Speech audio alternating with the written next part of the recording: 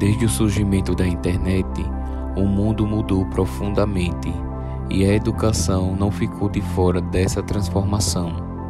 A rede passou a ser uma ferramenta essencial na formação de pessoas. Embora o ensino presencial ainda predomine, as modalidades remotas e híbridas vêm ganhando cada vez mais espaço.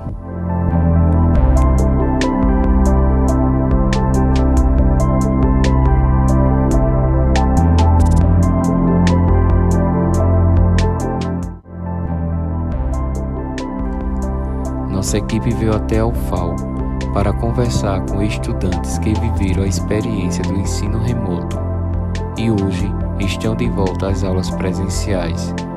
Eles compartilharam suas vivências, percepções e reflexões sobre essas diferentes formas de aprender.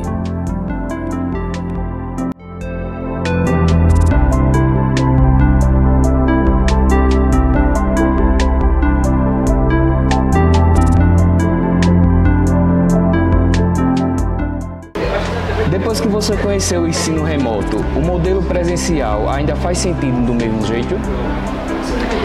Sim. Para mim, na minha experiência, eu acho que nada substitui o presencial. O remoto, ele é viável em alguns momentos e principalmente quando tem alguma dificuldade, uma pessoa mora longe ou questões climáticas, mas o presencial realmente para mim é essencial.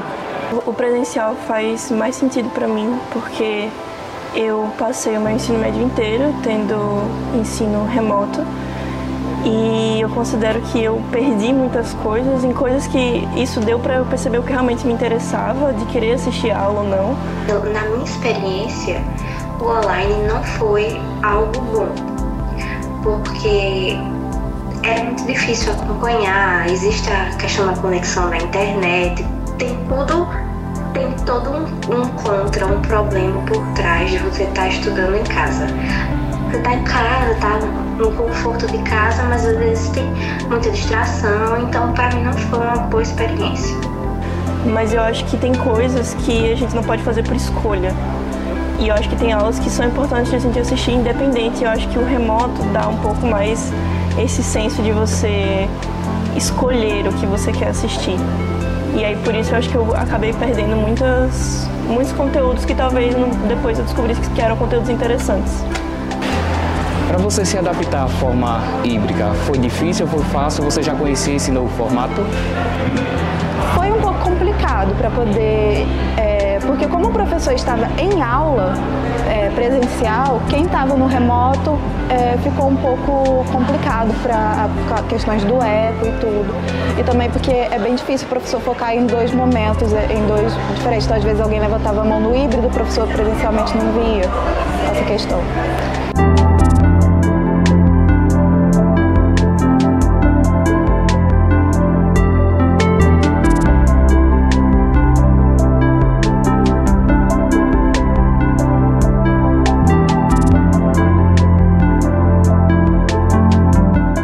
Você acredita que o ensino presencial é mais eficiente ou cansativo? Eu acho que depende de quem dá. Eu acho que depende de quem dá a aula, de quem dá a disciplina. Eu acho que o ensino presencial também, ele acaba botando muitos obstáculos para pessoas muito hiperativas. Então, por exemplo, eu tenho TDAH e eu acho muito difícil ficar sentada na sala, prestando atenção a todo momento, por horas muito longas, por horas muito prolongadas e por um período muito constante. E quando você vê essa questão da dificuldade da educação no ensino presencial e do ensino remoto, eu falo a respeito da educação, como é que a educação aceita esse ensino? Quer dizer, o sistema educacional, né? Isso. Superior? Isso. Tá, eu acho que hoje está muito mais aceito. Inclusive, facilitou o acesso de algumas pessoas que, às vezes, porventura trabalham ou têm outras responsabilidades. Porém, a questão presencial, para mim, ela é melhor no sentido de você ter contato tanto com as pessoas quanto com os professores. Porque tem coisas que a gente passa que uma tela não consegue passar. De acordo com o INEP, o Instituto Nacional de Estudos e Pesquisas Educacionais Anísio Teixeira, entre 2011 e 2021, o número de ingressantes no ensino à distância cresceu 474%. Você sente que os alunos voltaram mais desmotivados após o período de remoto? Eu acho que todo mundo voltou mais desmotivado depois da pandemia, porque foi uma realidade que foi adaptada, mas que também não foi muito preparada para voltar. Então as pessoas quiseram voltar da aula como se fosse algo normal, como se fosse de sempre, mas ninguém mais tinha atenção que já teve antes do ensino EAD.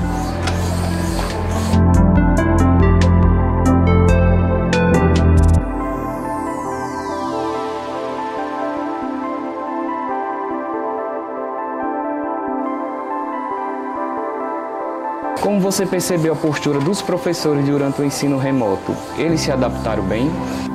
Eu acredito que vai de cada professor. Muitos que não tinham costume de acessar as redes sociais, que fossem mais velhos, que não tivessem tanta intimidade com os meios de comunicação assim, de internet, tiveram muita dificuldade. Tiveram alguns professores que se adaptaram, mas teve outros professores no meu ensino que eles não se adaptavam de jeito nenhum, de dificuldade de botar o slide, de piloto, de questão de quadro. E isso independente da idade também. Eu acho que não só as pessoas mais velhas assim tiveram dificuldade, mas as pessoas mais novas também, porque o ensino EAD não é sobre somente a tecnologia de você projetar um slide, de você fazer uma coisa, mas é sobre você ter dinâmica de aula. Então acho que até teve alguns professores meus mais velhos que conseguiram dar uma aula melhor no EAD e também a interação, né? Eu acho que essa parte da interação, dessa troca entre professor e aluno ficou muito mais limitada. Para as pessoas que são mais tímidas, eu acho que talvez seja mais fácil de fazer uma pergunta, até porque você imagina que ninguém está assistindo a aula e aí você faz a pergunta mesmo assim. Mas eu acho que ficou difícil essa troca entre professor e aluno, porque não dá para ter um diálogo sem ter uma conexão assincrônica. Você não tem um diálogo contínuo, a não ser que você ligue a câmera ou você abra o áudio, que eu acho que eram coisas muito difíceis, que pelo menos no meu ensino não teve ninguém que se dispôs. Se pudesse criar um novo modelo de ensino, como ele seria? Remoto, presencial ou híbrido? Eu acho que, se eu pudesse, eu acho que eu faria um ensino híbrido. Que eu acho que existem algumas matérias e algumas disciplinas em que daria para fazer essa flexibilização de, inclusive, uma aula ser remota e outra ser, não necessariamente a mesma matéria ser sempre online, mas eu acho que ter essa flexibilização, inclusive para as pessoas que estão pensando no deslocamento, né, às vezes de vir para a faculdade, o tempo que gasta de vir para a faculdade, de ir para algum lugar.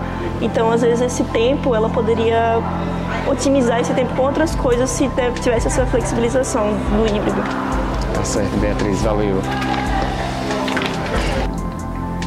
Acredito que certas atividades de avaliação, não sendo, por exemplo, não prova, mas uma apresentação de algum vídeo. Às vezes o professor ele quer que a gente assista algum vídeo aula e não tem a necessidade de você estar lá presente na sala de aula para você assistir algo que já foi gravado.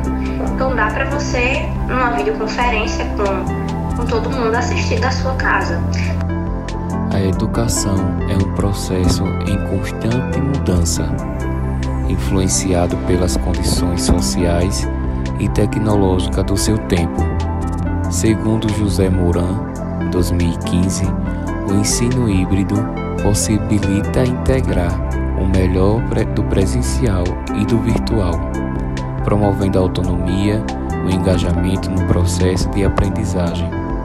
Ele destaca que as tecnologias digitais não substituem o professor, mas amplia a sua possibilidade de mediação e comportamento.